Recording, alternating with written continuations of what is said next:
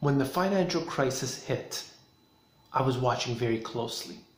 I was looking at all the different countries and how they were reacting to the problems that they were faced with. And I thought to myself, what are they going to do to resolve this? They've got too much debt. There is unbelievable amount of toxicity in the system. So how are they going to detox? Well, here we are, nearly 10 years later, and the problems have not been resolved. Not even one. So we're presented with this issue today that at some point in the future, there will be another financial crisis. We know that. It happens regularly. And the fact that nothing's been resolved from the previous financial crisis leads me to believe that the next one will probably be even worse because the issues are compounded, if not resolved. And that goes with health issues or anything else. If you don't fix it in the first place, it comes back to bite you later on. And that's what I see happening today. So, is this intentional? Many people don't believe so. However, I'm going to suggest that in fact it is. The best way to be able to attain more power and wealth is to intentionally cause a crisis and then capitalize on it. And I believe this is happening. They seize the opportunity. They are in control. They know exactly what's going to happen, when it's going to happen, and they will capitalize. Look at somebody like Warren Buffett. Perfect example. Before the financial crisis, he was one of the richest people in the world. During the financial crisis, he lost a considerable amount of money. But it wasn't until a few years later that he once again became even more wealthy. And that's the way this works. Same with Bill Gates, same with all the other richest. They find ways to capitalize on a crisis. Capitalize on you and I, essentially. Because that wealth has to be siphoned away from you and I towards them. And I look to what we are about to face, wondering what exactly is going to be that trigger that's going to allow this to happen. And then we can follow along closely and watch it. I'm seeing all of the issues presented during the financial crisis, definitely, but even worse today. But I'm also seeing the fact that the nations themselves are insolvent.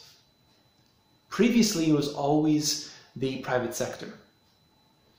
You saw the banks carrying too much debt, they had these derivatives, but let's not talk about the derivatives because of course it would collapse the whole system. So let's just focus on what's at hand. Oh no, this is just the subprime.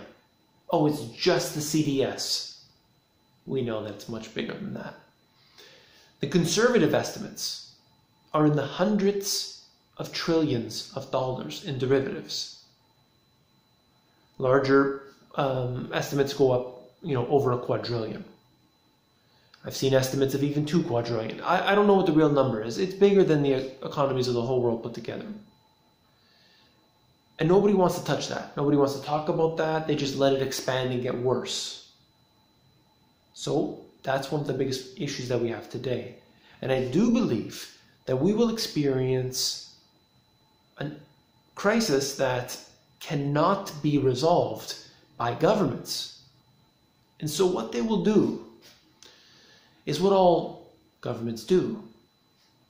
They may engage in quantitative easing that we haven't seen in decades.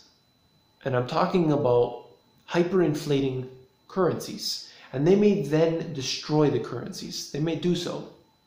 And in doing so, we are then presented with an opportunity.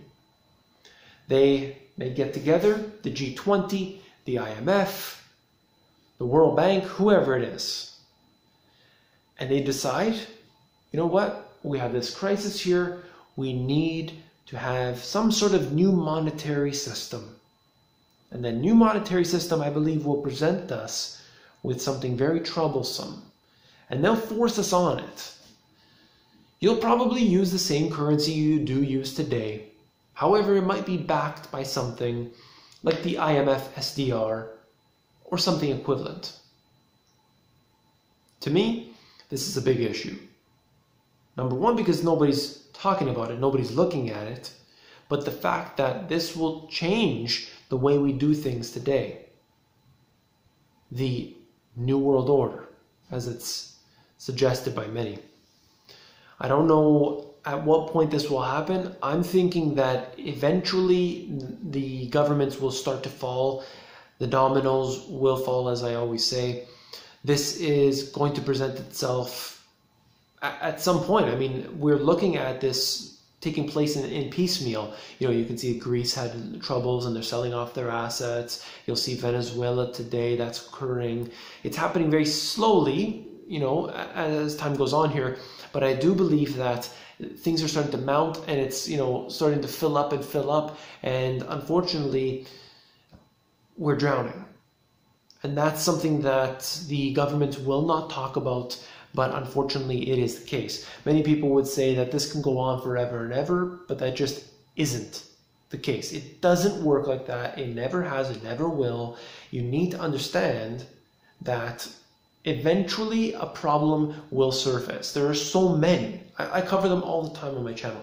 There are 1,000 different problems. Which one will surface first? I don't really know. All I know is that one will surface and then the rest will follow. And then that's when we will be, unfortunately, forced into a new monetary system which will be even worse than the one we are on today. If you found this video informative, please give me a thumbs up. Take care. Good night.